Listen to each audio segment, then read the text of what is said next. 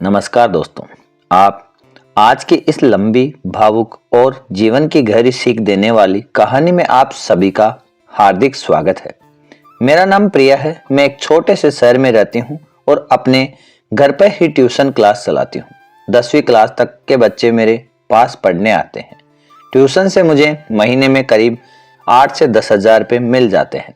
मेरे पति विक्रम एक प्राइवेट कंपनी में काम करते हैं। उनकी सैलरी भी ज़्यादा नहीं है। घर का खर्च, बेटे की पढ़ाई, बिजली पानी का बिल, सब कुछ मिलाकर हमेशा हाथ तंग ही रहता है।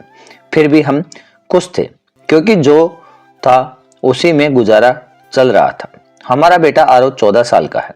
अच्छी पढ़ाई के लिए हमने उसे मेरी बहन के शहर में रखा था। वहाँ वह एक अच्छे स्कूल में पढ़ता है। उसके लिए भी हमें हर महीने कुछ पैसे भेजने पड़ते हैं। एक दिन मेरे घर के बाहर एक चमचमाती लग्जरी कार रुकी। उसमें से एक बुजुर्ग सज्जन उतरे। नाम था श्री रामेश्वर प्रसाद जी। उनके साथ उनका पोता रोहन था।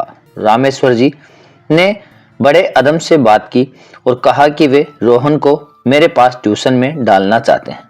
रोहन 17 साल का था, दिखने में स्मार्ट लेकिन पढ़ाई में बहुत कमजोर। 2 बार 10वीं में फेल हो चुका था। बड़े बड़े कोचिंग सेंटर में हजारों रुपए खर्च किए लेकिन कोई फायदा नहीं हुआ। एक पुरानी छात्रा ने रामेश्वर जी से को मेरे बारे में बताया था। उन्होंने कहा, मैडम, बड़े लोग कभी कभी नहीं कर पाते जो एक साधारण टीचर कर दिखाती है। मुझे आप पर पूरा भरोसा है कि आप रोहन को इस बार पास करा देंगी। उनकी बातों में सच्चाई थी और उनकी शान व शौकत देखकर मन में एक उम्मीद भी जगी। मैंने रोहन का एडमिशन कर लिया।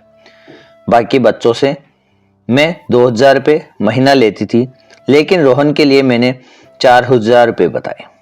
रामेश्वर जी ने बिना एक शब्द कहे पूरे महीने की फीस एडवांस दे दी।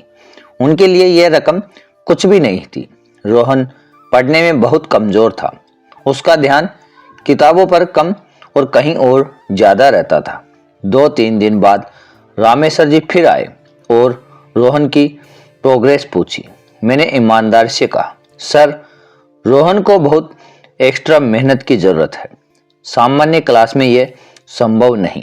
उन्होंने पूछा, कितनी फीस और चाहिए? मैंने कहा, 15,000 रुपये महीना। वे तुरंत मान गए और बोले, बस इस बार रोहन पास हो जाए। पैसा कोई मायने नहीं रखता। अब रोहन की एक्स्ट्रा क्लास दोपहर 3 बजे से शाम 5 बजे तक होती थी। बाकी बच्चे चले जाते थे और हम दोनों अकेले रहते थे। धीरे धीरे रोहन मुझसे घुलने लगा। वह बहुत उदार था। कभी मेरी छोटी मोटी जरूरत देखकर पैसे दे देता था, कभी कोई अच्छा पेन या कोई छोटा गिफ्ट लाता। उसके पास बहुत महंगा स्मार्टफोन था।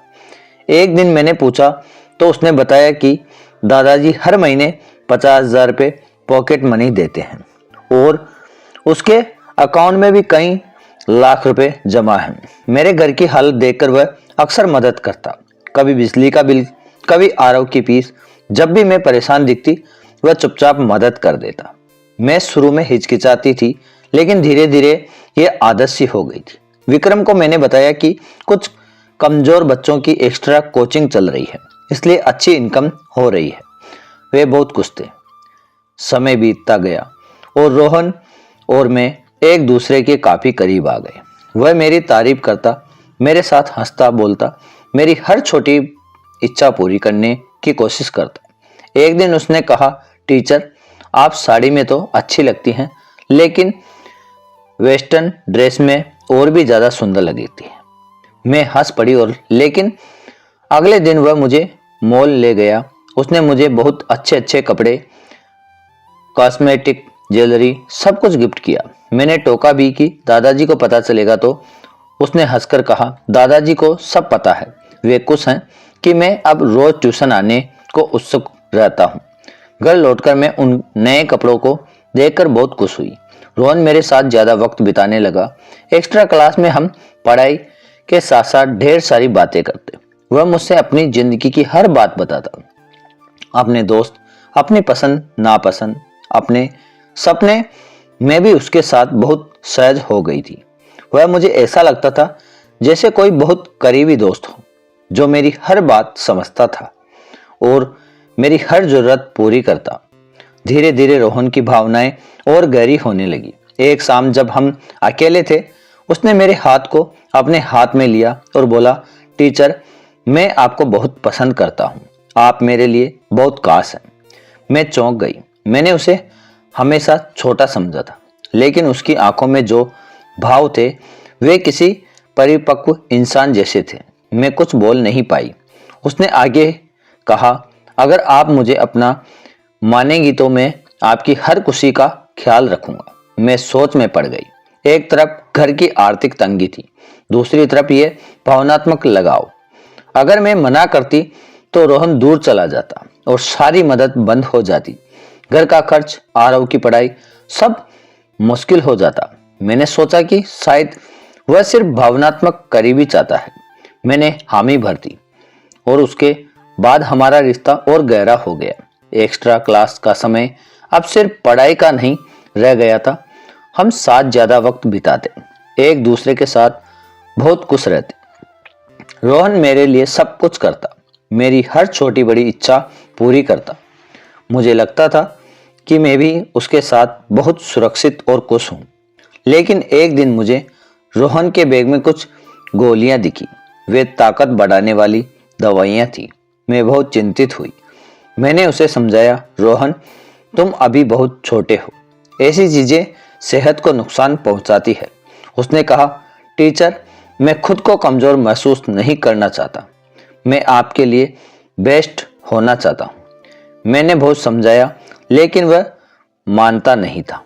फिर भी एक दिन मेरी बहन का फोन आया।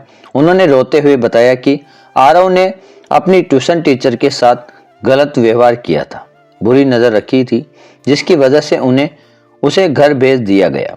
यह सुनकर मेरे हाथ पैर ठंडे पड़ गए। मैं खुद एक टीचर थी। पैसों और भावनाओं के चक्कर में मैंने जो सीमाएं पार की थी, उसका परिणाम मेरे अपने बेटे पर दिख रहा था।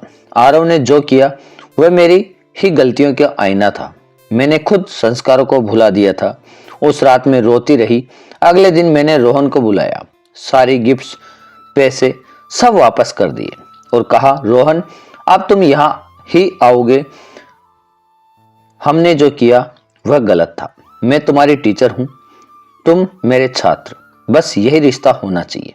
रोहन पहले रोया, फिर चुपचाप चला गया। कुछ दिनों बाद मुझे पता चला कि उन दवाइयों का बुरा असर उसकी सेहत पर दिखने लगा था। उसने भी अपनी गलती समझी और पढ़ाई पर पूरा ध्यान देना शुरू कर दिया। मैंने ट्यूशन बंद कर दी, विक्रम को सब कुछ सच बता दिया। वे बहुत दुखी हुए, लेकिन फिर भी मेरे साथ खड़े रहे। अब हम फिर से वही पुरानी जिंदगी जी रहे हैं, थोड़े पैसे लेकिन सुकून और संस्कारों के साथ। आरव को हमने अपने पास बुला लिया। अब मैं उसे और खुद को अच्छे संस्कार सिखा रही हूँ। दोस्तों, पैसा जरूरी है, लेकिन उसकी लालच में हम अपने संस्कार, अपनी आत्मा और अपने बच्चों का भविष्य दांव पर नहीं लगा सकते। सच्चाई और सम्मान सबसे बड़ा धन है। यह थी आज की लंबी और भावुक कहानी। उम्मीद है आपको पसंद आई होगी और हम कुछ सीख भी मिली होगी। अगर पसंद आई तो लाइक करें, चैनल को सब्सक्राइब करें और बेल आइकन ऑल सेट कर दें, ताकि हर नई कहानी आपको सबसे पहले मिले। अगली कहानी में फिर मिलते हैं, तब तक के लिए धन्यवाद और अपना ख्याल रखें। तो ये कहानी आपको